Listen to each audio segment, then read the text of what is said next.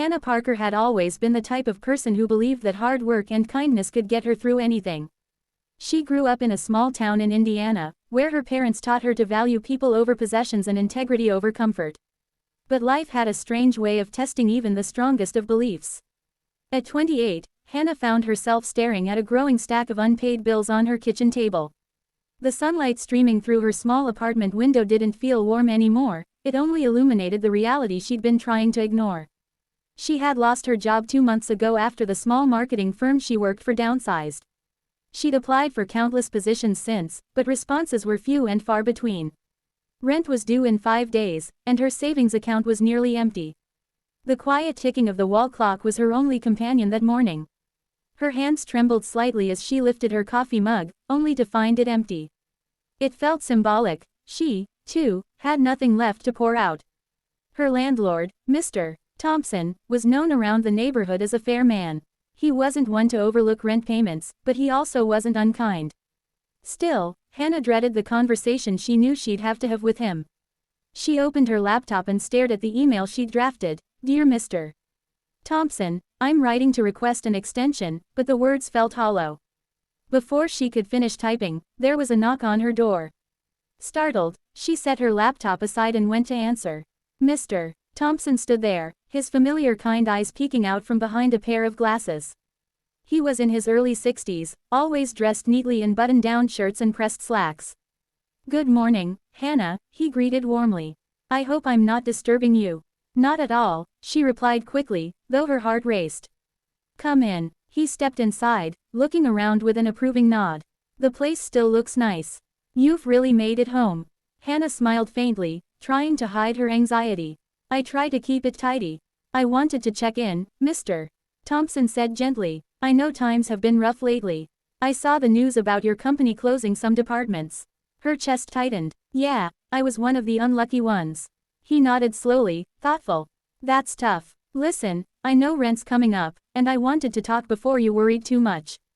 Her eyes widened. Mr. Thompson, he held up a hand, smiling kindly. No need to panic. I'm not here to pressure you. I just wanted to make sure you're okay. Something about his tone disarmed her.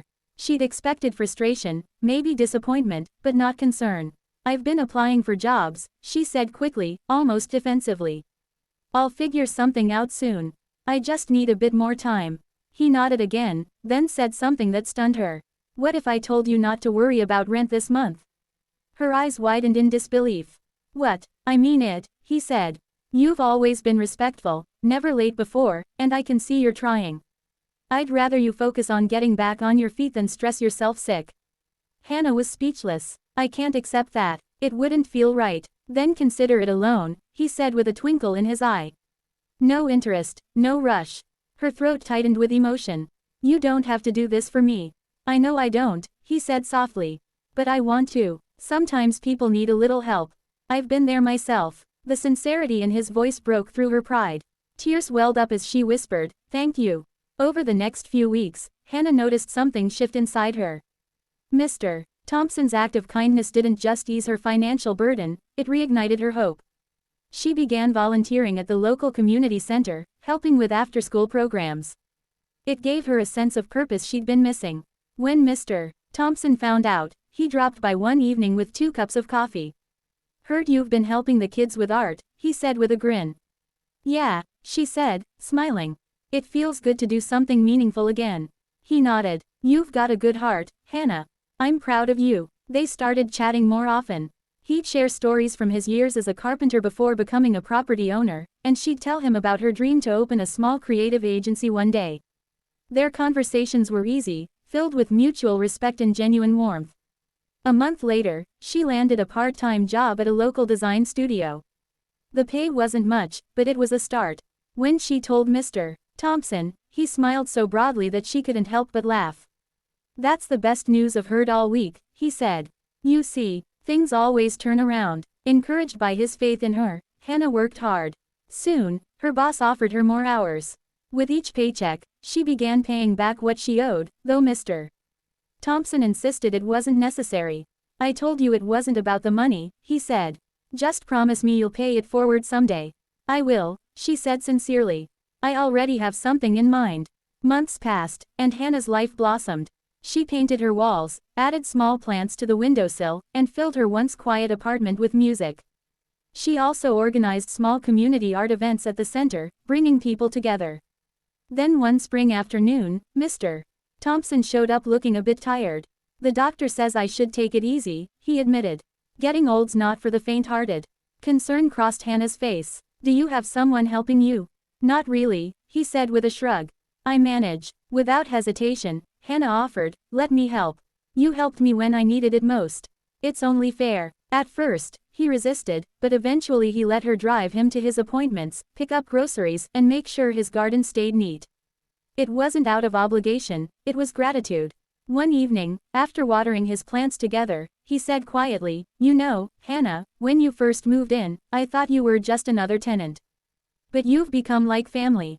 Tears filled her eyes. "You've been like family to me too." Years later, when Hannah opened her small design studio, she named it Second Chance Creative. On opening day, Mr. Thompson stood proudly beside her, holding a cup of lemonade instead of champagne. He smiled and said, "Told you things would turn around." And they had. Her life had been transformed not by money, but by kindness. The landlord who could have evicted her instead gave her hope, and that hope became a bridge to a future she could be proud of. As the years went by, Hannah kept her promise. Whenever she heard about someone in need, a struggling single parent, a laid-off worker, she'd step in quietly, remembering the days someone believed in her. Because sometimes, one act of unexpected compassion doesn't just change one person's life. It creates a ripple that reaches far beyond what anyone can see. And that's exactly what Mr. Thompson's offer had done. It didn't just change Hannah's life. It changed who she became.